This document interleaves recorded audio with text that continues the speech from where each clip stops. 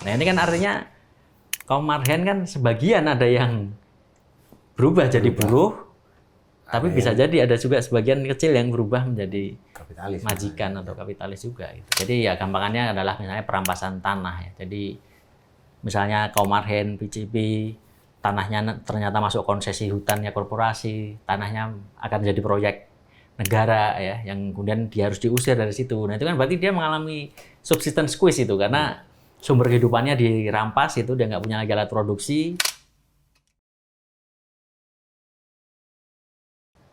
Halo kawan-kawan, kembali lagi bersama aku Nahar di podcast Histomat. Podcast Histomat adalah podcast yang membahas mengenai fenomena sosial secara ilmiah dan kritis. Di sini kita kembali lagi bersama Bung MH. Selamat datang kembali Bung di podcast Histomat. Terima kasih Bung Nahar. Ya, hari ini kita akan ngomongin tentang salah satu istilah yang sering disebut dalam dunia politik Indonesia ini, Bung. Yaitu adalah kaum marhen. Nah, selain di media massa dan juga media sosial ya, Bung, marhen ini juga salah satu diskursus politik yang bahkan juga diusung oleh salah satu partai terbesar di Indonesia. Sebetulnya siapa kaum marhen ini, Bung? Bagaimana usul-usulnya? Oke, ya, makasih ya Bung Nahar. Jadi sebenarnya kalau kita melihat dari pengakuannya Soekarno ya di bukunya Cindy Adams gitu, marhen ini kan petani ya, petani yang ditemui Soekarno di Bandung Selatan sekitar tahun 1920-an gitu. Yang petani ini punya karakter yang agak unik ya, di mana pertama ada 3 karakternya yang paling enggak ya. Pertama, si marhen ini dia punya alat-alat produksi sendiri ya, tanah, tapi kecil tanahnya itu ya. Yang tanahnya yang kecil ini memungkinkan dia untuk, ini yang ciri yang kedua ya, untuk mengerjakan tanah itu dengan tenaga dia dan keluarganya sendiri gitu. Jadi dia tidak mempekerjakan orang lain dan dia juga tidak bekerja untuk orang lain ya. Dan kemudian ketika tanahnya hanya kecil, dikerjakan dengan tenaga sendiri, ya hasil dari tanah itu ya hanya cukup untuk memenuhi kebutuhan keluarganya sendiri gitu. Jadi ini yang kemudian disebut kaum marhen ya, ketika punya alat produksi sendiri tapi kecil, yang itu memungkinkannya untuk dikerjakan sendiri tanpa mengerjakan orang lain, dan hasilnya juga kemudian untuk memenuhi kebutuhannya sendiri. Lalu yang ketiga, tadi karakternya sudah itu? Ya, tadi untuk memenuhi kebutuhannya sendiri. Kebutuhan sendiri, oke baik. Nah, berarti kan ini gagasan Soekarno yang sudah mungkin cukup lama lah kalau saya boleh bilang. Nah itu mengapa Bung masih menjadi suatu gagasan yang masih banyak diperbincangkan, Bung? Apa alasannya? Ya, yang pertama tentu saja faktor Soekarno-nya itu sendiri ya. Kita semua tahu bagaimana Soekarno bersama Hatta misalnya ya ditempatkan sebagai founding fathers ya, sebagai pendiri Republik ini, yang itu mau nggak mau membuat gagasan-gagasan Soekarno itu kalau dibaca sampai hari ini ya orang akan membaca pemikirannya ya salah satunya tentang kaum marhen dan marhenisme yang menjadi tonggak politik dia gitu. Jadi faktor Soekarno itu satu hal ya yang membuat gagasan itu masih hidup ya, dan hal yang lain tentu saja partai politik yang mengikuti garisnya Soekarno sampai hari ini ya, yang masih menggunakan diskursus marhenisme yang pilarnya adalah kaum marhen tadi sebagai agenda politik mereka, yang itu masih membuat narasi yang cukup terkenal ya, cukup populer di publik Indonesia hari ini. Nah, tapi selain itu juga saya kira ada aspek kondisi sosial ekonomi juga ya. Kita secara gampang aja ya, Bung Nahar pasti bisa melihat ya di sekeliling kita betapa banyaknya orang-orang yang mungkin bisa disebut kayak kaum marhen tadi ya, bagaimana misalnya kayak PKL, pedagang, petani yang punya alat produksi kecil-kecilan, mengerjakan kegiatan produksinya itu dengan tenaga dia sendiri atau yang dengan keluarganya gitu ya. Dan yang ketiga biasanya ya hasilnya itu hanya cukup untuk memenuhi kebutuhan dirinya sehari-harinya dia itu. Jadi itu saya kira yang membuat gagasan atau narasi marhenisme ini punya appeal yang cukup besar di Indonesia. Oke. Dengan popularitasnya kaum marhen ini tadi Bung, atau juga marhenisme sebagai sebuah ajaran politik gitu, Bung. Apa sih sebenarnya asumsi dasarnya dari Marhanisme ini, Bung? Ya, kalau kita lihat dari Marhanisme atau Marhen sejak Soekarno itu kan, Soekarno itu kita bayangkan tadi ya, dia ketemu Marhen ini, petani ini di Bandung ini tahun 1920-an. Jadi ini awal abad 20 ya. Yang di situ Soekarno melihat bahwa di Indonesia berbeda dengan negara maju itu yang lebih dominan itu, yang lebih banyak jumlahnya itu adalah orang-orang seperti Marhen ini. Jadi yang mengerjakan sesuatu dengan tenaganya sendiri, tidak bekerja untuk orang lain, tapi juga tidak mempekerjakan orang lain, itu yang lebih dominan dibanding katakanlah proletar ya, katakanlah buruh. Seperti makanya di Eropa ketika industrialisasi sudah makin merajalela, yang kemudian menumbuhkan kelas buruh secara masif di Eropa. Nah, Soekarno mengidentifikasi bahwa bukan proletar yang dominan, tapi kaum Marhen lah yang dominan di Indonesia. Paling tidak di zamannya Soekarno itu ya. Jadi itu yang menjadi dasar kemudian, kalau ternyata yang lebih dominan itu adalah kaum Marhen, maka politik, agenda pembebasan itu juga perlu dimulai dari Marhen untuk kemudian juga membebaskan kaum Marhen ini menjadi lebih lebih merdeka, lebih baik kondisinya gitu ya. Nah itu mungkin yang asumsi yang pertama ya.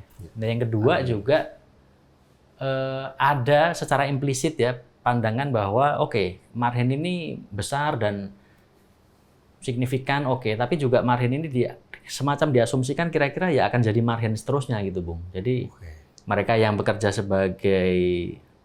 mandiri ya dengan tenaga keluarganya sendiri itu akan bertahan seperti itu terus gitu ya. Tidak mengalami perubahan, sehingga makanya tadi agenda politiknya ya fokus ke mereka bagaimana mengubah kondisi mereka itu menjadi lebih baik ya. Kalau dalam narasinya Soekarno tentu saja Marhen ini dibenturkan ya dengan misalnya kolonialisme, kapitalisme, atau imperialisme yang itu menjadi musuh-musuhnya kaum Marhen itu. Nah itu kira-kira yang menjadi pandangan dasarnya. Oke, itu dua asumsi dasar dari Marhenisme ya, Bung.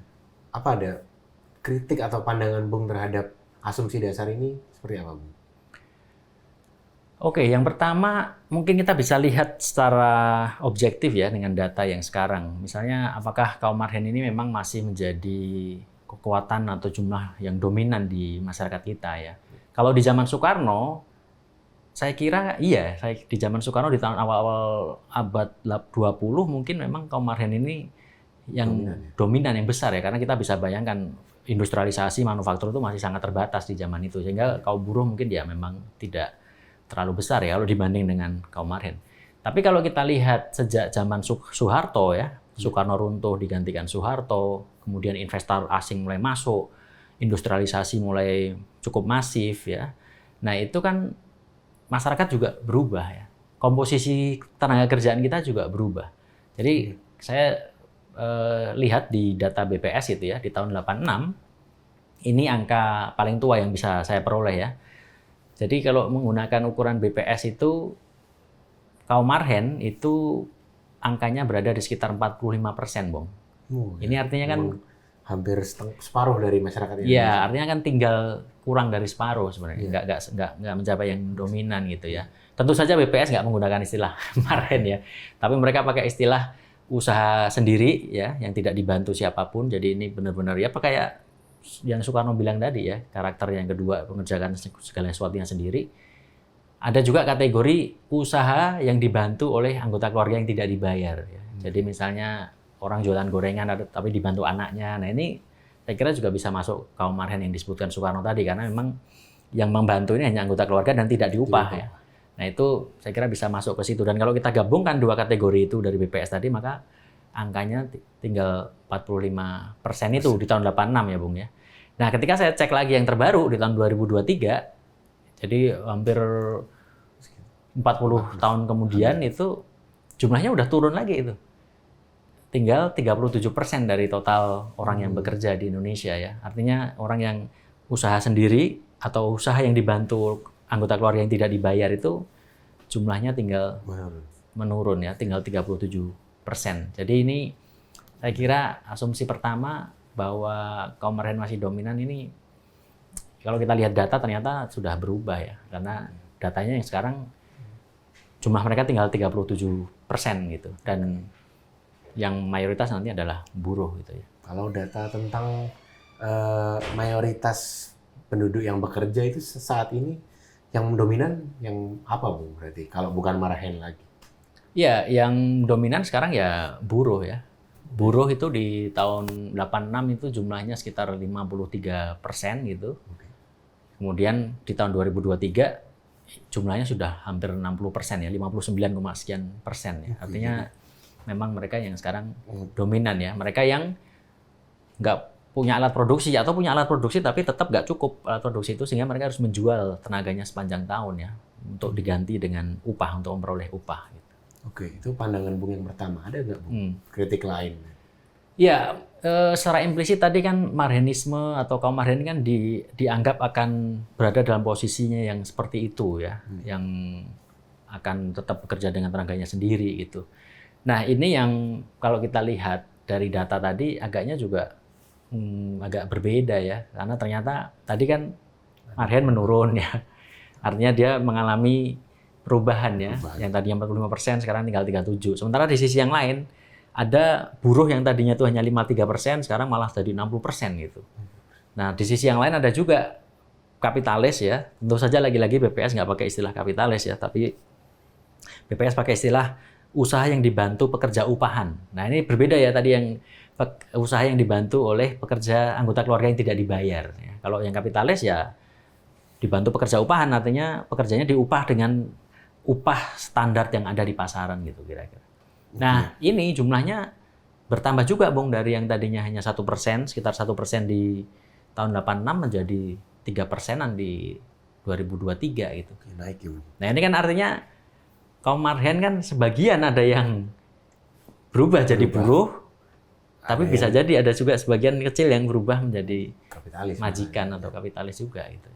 Oke, berarti ini memang sesuatu yang tadi khas Indonesia Marhen ini, tapi tidak selamanya seperti itu gitu. Nah, kalau kita lihat di literatur, Bung, di diskusi-diskusi ilmu sosial di luar sana itu apakah juga ditemukan, Bung, Marhen ini di literatur? Oke, ya kalau namanya aja Marhen ya spesifik Indonesia ya, karena berangkat dari petani di Bandung Selatan tadi ya. Nah, tapi kalau kita bicara padanannya, konsep bahwa ada orang yang bekerja dengan tenaganya sendiri, ya punya alat produksi yang kecil-kecilan, mengerjakannya dengan tenaga sendiri dan hasilnya hanya untuk bisa mencukupi kebutuhan dirinya sendiri. Nah, ini ada, Bung. Oh iya, disebut ya, apa itu? Ini dalam literatur ada yang menyebutnya dengan istilah petty commodity producers ya, atau PCP. Yang ini akarnya dari literatur klasik ya, Karl Marx ketika dia membahas tentang simple commodity production ya dia kan menjelaskan bagaimana produksi komoditas itu awalnya ya dikerjakan secara sederhana ya. Para produsen ini mengalami apa yang disebut sebagai simple reproduction. Artinya input yang dia pakai untuk menghasilkan sesuatu ya, katakanlah petani menggunakan pupuk, menggunakan benih, kemudian hasilnya berupa panen itu, hasil panennya itu hanya bisa untuk mencukupi kebutuhan dasarnya dia tadi itu. Jadi dia hanya bisa membeli kembali inputnya, pupuknya itu.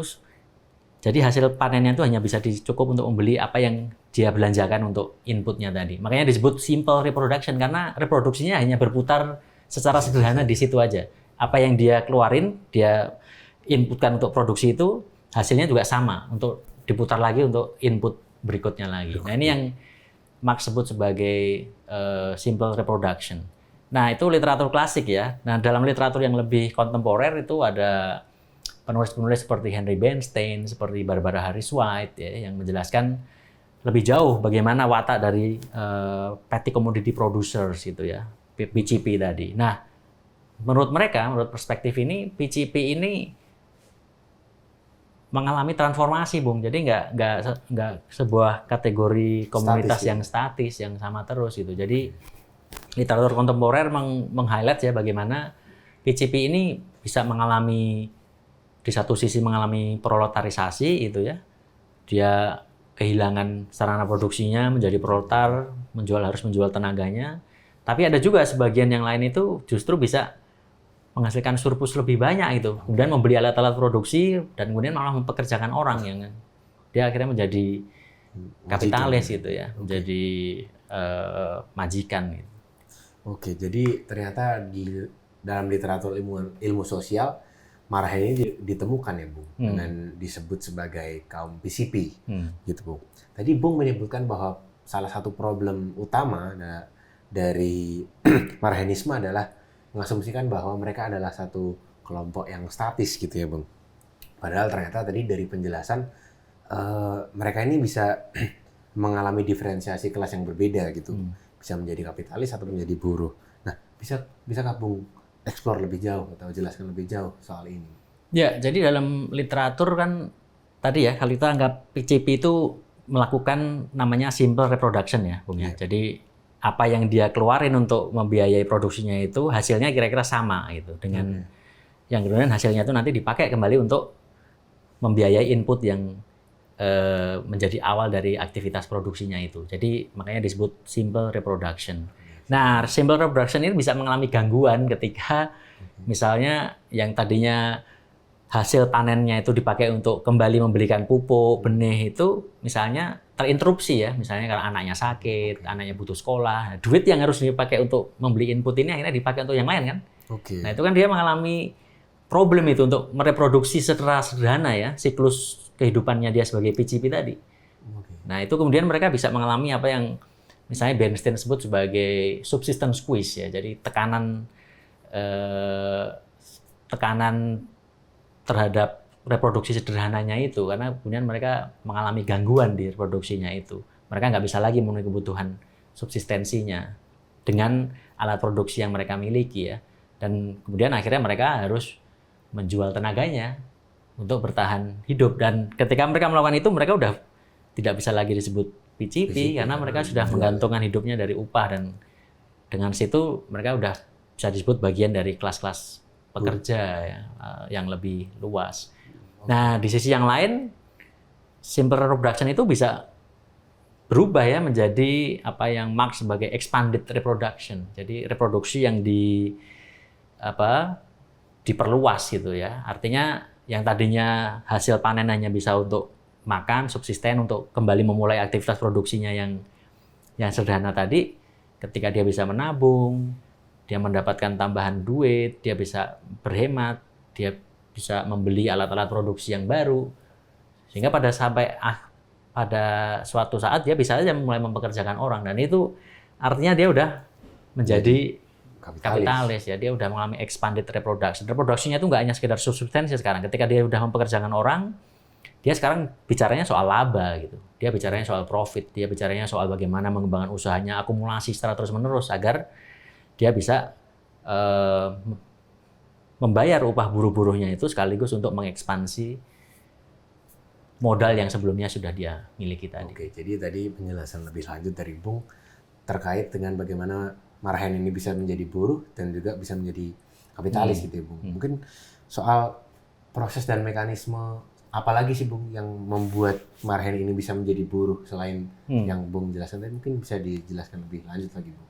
Oke, ini mungkin saya pakai ilustrasi dari Indonesia ya. Kebetulan riset saya tentang pertanian padi dan sawit. Jadi ini kita bisa melihat contoh marhen di pertanian ya. Secara konkret. Ya, jadi misalnya mengapa PCP atau kaum marhen di pertanian itu bisa mengalami proletarisasi? Ya, pertama tentu saja ada proses yang kita sebut aja extra economic means ya. Jadi ini proses non ekonomi. Jadi ya gampangannya adalah misalnya perampasan tanah ya. Jadi misalnya kaum marhen PCP, tanahnya ternyata masuk konsesi hutannya korporasi, tanahnya akan jadi proyek negara ya, yang kemudian dia harus diusir dari situ. Nah, itu kan berarti dia mengalami subsistence squeeze itu karena sumber kehidupannya dirampas, itu dia nggak punya lagi alat produksi. Akhirnya harus menjual. Nah, dia kemudian bergantung hidupnya dari sebagai buruh dengan menjual tenaganya ya. Jadi ini proses yang akhir-akhir ini mungkin makin banyak ya, ketika banyak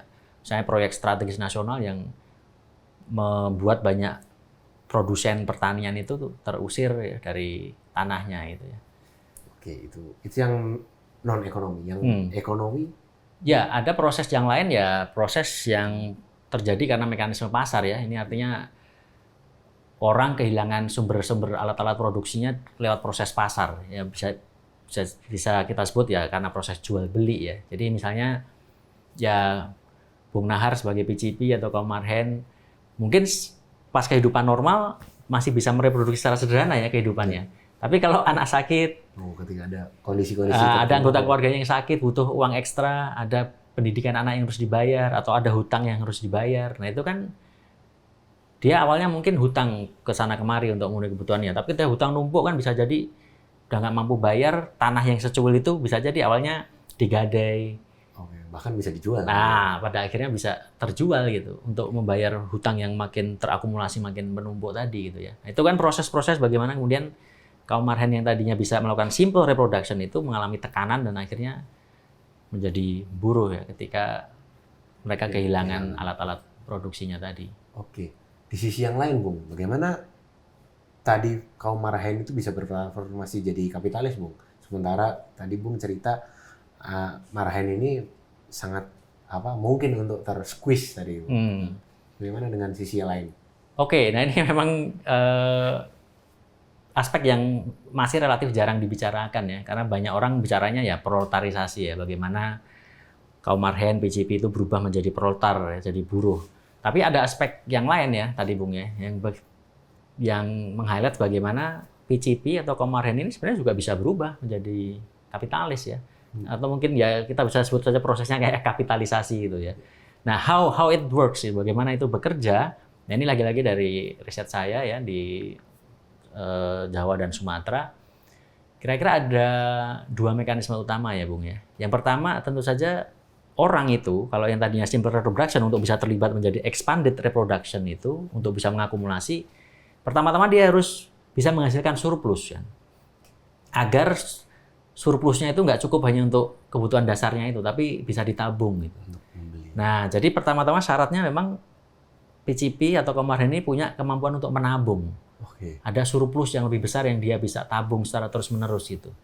Nah, tapi bagaimana cara menabungnya? Nah, ada beberapa cara yang dilakukan ya. Yang pertama-tama untuk bisa menabung itu Anda bisa mengintervensi di sisi pengeluaran. Jadi Anda bisa menghemat.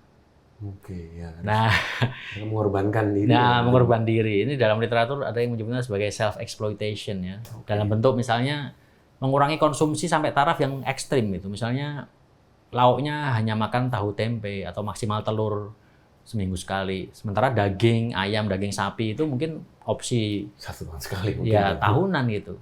Semua dalam rangka untuk menghemat agar mereka bisa menabung, kemudian bisa membeli tanah lagi gitu, Bung. Jadi ada aspirasi semacam itu yang membuat mereka sampai rela ya mengorbankan dirinya melakukan self exploitation dengan membatasi konsumsi yang mungkin dalam taraf tertentu itu sangat ekstrim gitu. Jadi itu menabung dimungkinkan ketika dia membatasi pengeluarannya. Nah, sisi yang lain tentu saja menabung itu juga bisa dimungkinkan dengan memaksimalkan pendapatannya. Gimana itu caranya? Nah, ini berarti PCP atau kaum marhen perlu menambah pendapatan. Nah, caranya bagaimana? Cara yang paling umum dilakukan ya dia menjual tenaganya, Bung. Sebagai buruh gitu. Jadi dia kerja tambahan? Ya, kerja tambahan ya. Jadi selain ngerjain ladang dia, ya dia kerja ke orang lain gitu. Padahal dari ladang dia mungkin udah cukup untuk memenuhi kebutuhan dasarnya tadi, simple reproduction-nya tadi. Tapi dia nggak puas gitu. Nah, ini yang saya sebut sebagai aspiring PCP ya. Jadi memang ingin petty commodity producer yang ingin melakukan reproduksi di luar reproduksi sederhana. Mereka juga pengen menjadi kapitalis ya, pengen menjadi majikan gitu. Karena memang mereka tahu betapa nikmatnya jadi majikan itu kan tinggal ngatur-ngatur orang ya, Bung ya. Jadi nggak perlu kerja sendiri gitu. Nah, itu mereka juga pengen menjadi itu. Jadi asumsi bahwa PCP kaum marhen itu puas dengan posisi kelasnya ya, menjadi hanya bisa memenuhi kebutuhan dasarnya itu nampaknya nggak berlaku ya. Paling nggak dari riset saya baik di pertanian padi maupun sawit itu banyak PCP yang justru ingin jadi majikan, ingin jadi kapitalis, ingin terlibat dalam itu. Nah, salah satu cara yang mereka lakukan tadi, Bung, akhirnya menjual tenaganya sepanjang tahun ya. Jadi dia bahkan kerja entah itu ke perusahaan atau ke tetangganya yang petani kapitalis ya, untuk mendapatkan pendapatan tambahan tadi ya, yang kemudian bisa ditabung gitu. Nah, itu jadi sarana yang paling efektif itu untuk menambah pendapatan ya. Karena kalau hanya mengandalkan dari tanahnya kan nggak mungkin, tanahnya kan terlalu kecil ya, hanya untuk bisa memenuhi kebutuhan keluarganya. Jadi kalau ingin mendapatkan surplus lebih ya dia caranya adalah dengan bekerja untuk orang lain, menjadi buruh, mendapatkan pendapatan hasil, pendapatan tambahan dari upah yang mereka terima tadi. Gitu. Oke, jadi ada 2 mekanisme tadi ya, Bung, supaya si PCP ini bisa menjadi kapitalis gitu, Bung. Ya, ini baru dari aspek yang pertama. Pertama ya, bagaimana menabungnya itu ya, menabung dengan cara self exploitation, yaitu mengurangi konsumsi, tapi juga dengan bekerja ke orang lain ya untuk menambah pendapatannya itu. Nah, tapi ini hanya baru satu aspek ini, Bung. Oke, ada aspek yang lain berarti. Aspek yang lain untuk bisa jadi kapitalis itu kan Anda perlu bisa membeli alat-alat produksinya ya. Dalam konteks pertanian kan tanah ya.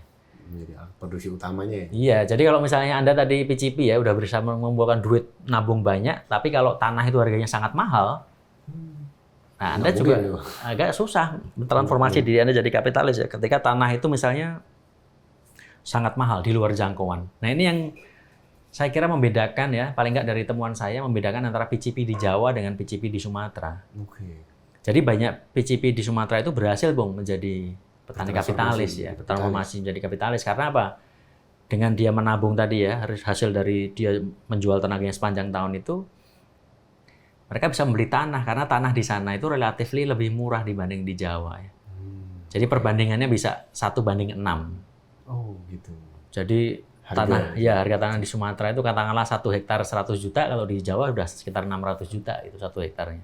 Oh, makanya memungkinkan ya, Bung, di Sumatera kalau dari riset Bung untuk menabung dan menambah pendapatan itu bisa membuat mereka bertransformasi kelas. Ya, karena mereka bisa membeli tanah ya. Karena ini kan daerah, katakanlah di Sumatera ini kan daerah frontier kapitalisme ya. Jadi daerah di mana kapitalisme itu sedang berkembang di tahap awal-awalnya relatif gitu ya. Dibanding di Jawa yang sudah ratusan tahun sebelumnya gitu. Nah ini yang membuat harga tanah di Sumatera relatif lebih murah, dan itu membuat PCP di sana bisa membeli ya secara reguler ya selama beberapa tahun.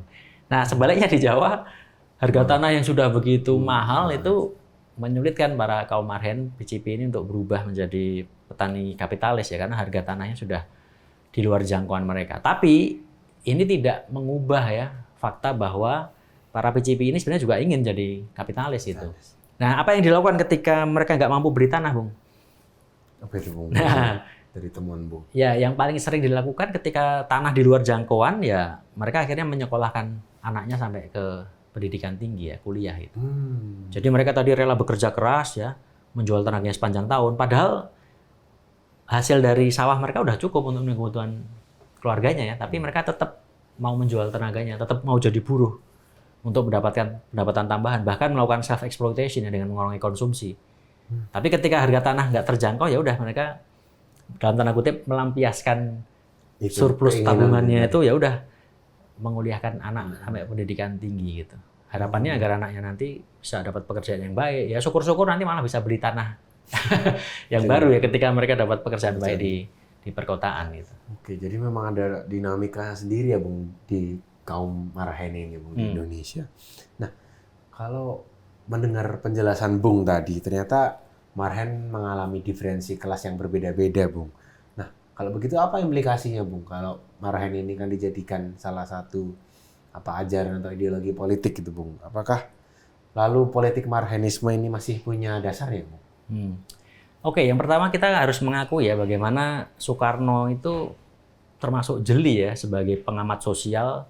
Dia mampu melihat di awal 20 itu bahwa bukan buruh ya, bukan proletar yang dominan sebagai kekuatan sosial di Indonesia. Dan sebenarnya bukan hanya di Indonesia, tapi di negara-negara berkembang pada umumnya, bahwa buruh itu di zaman itu ya masih relatif terbatas itu dibanding di Eropa ya yang sudah mengalami revolusi industri. Nah, jadi di sini Soekarno cukup jeli untuk bisa mengamati bahwa ada kelompok lain loh selain proletar itu ya, ada kelompok marhen di situ. Nah, tapi memang harus kita akui juga bahwa kondisi zaman berubah ya, kapitalisme berkembang, dan di Indonesia kaum marhen nggak mayoritas lagi sekarang itu. Yang mayoritas adalah kelas proletar ya, sudah kaum buruh yang sekarang jadi mayoritas. Dan karena mereka udah jadi mayoritas ya, saya kira fokusnya juga perlu bergeser ya, bagaimana memfokuskan kepada orang-orang yang tereksploitasi ya, dieksploitasi tenaganya ini, kaum buruh ini yang memang sekarang jumlahnya dominan di Indonesia ya. Oke. Ada lagi Bung, kira-kira apa? Ya, oke. Selain aspek itu, saya kira juga dalam hal solusi ya. Selama ini kan sering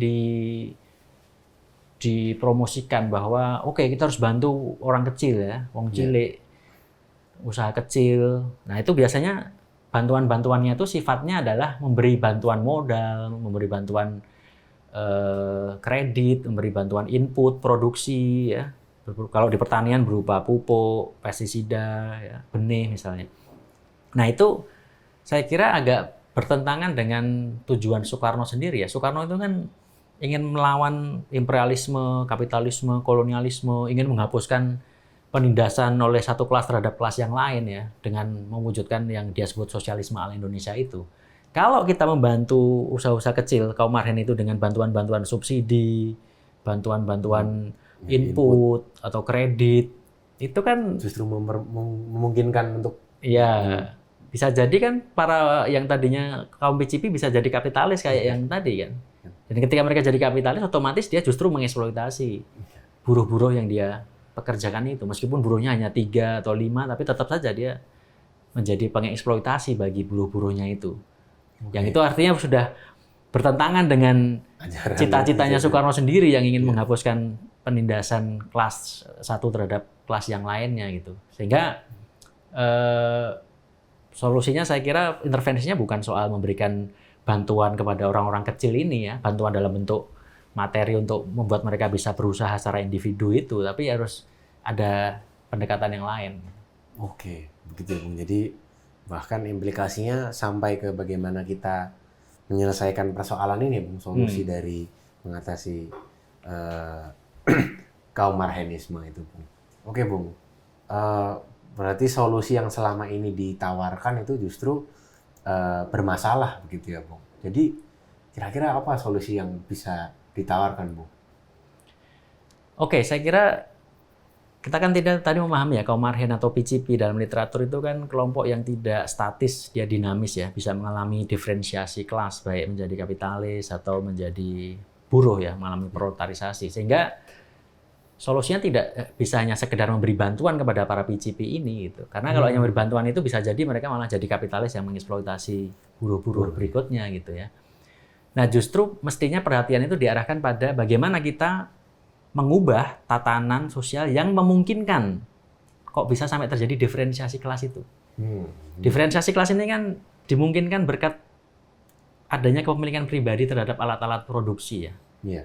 Sehingga ketika kapitalis punya alat produksinya lebih banyak, dia bisa mengendalikan orang lain, pekerjaan orang lain. Sementara buruh kalau nggak punya apa-apa alat produksi, dia yang harus bekerja untuk orang lain. Nah, kaum marhen di tengah-tengah, dia alat produksinya terlalu kecil, sehingga dia hanya bisa bekerja dengan tenaganya sendiri. Gitu. Tapi semuanya basisnya karena kepemilikan pribadi terhadap alat-alat produksi itu. Gitu. Nah, bagaimana kita bisa menghentikan diferensiasi ini, menghapuskan apa yang disebut Soekarno, penindasan kelas dari satu kelas terhadap kelas yang lain ini, ya mestinya melakukan intervensi di sumbernya ini ya. Bagaimana kita bisa membuat alat produksi itu diakses oleh sebanyak mungkin orang. Ya.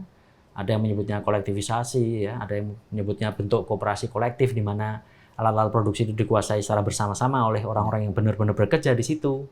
Yang itu kan berarti memungkinkan bagaimana orang itu tidak ada yang mengeksploitasi dan tidak ada eksploitasi. Nah itu saya kira arahnya bisa ke arah sana ya daripada sekedar ngasih bantuan secara individual ke para wong cilik atau para kaum marhen tadi. Oke, Bung. Jadi memang masalahnya ini harus dipikirkan secara lebih mengakar ya, Bung, karena ternyata bantuan tadi justru bisa bermasalah, membuat masalah baru, gitu, Bung.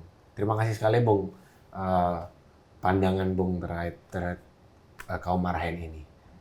Oke, begitu. Terima kasih Bung MH untuk episode sama-sama, kali Bung ini sudah mengobrol tentang kaum marhen. Saya jadi tahu banyak bahwa ternyata memang Soekarno saat itu juga jeli juga Bung melihat, tapi kita melihat bahwa ada perubahan karena situasi ekonomi politik berubah, jadi ada perubahan dan kita harus lebih jeli juga sama seperti Soekarno dulu ya Bung. Begitu. Terima kasih Bung. Sampai jumpa di episode selanjutnya. Terima kasih kawan-kawan sudah menyimak episode kali ini. Kita jumpa lagi di episode selanjutnya.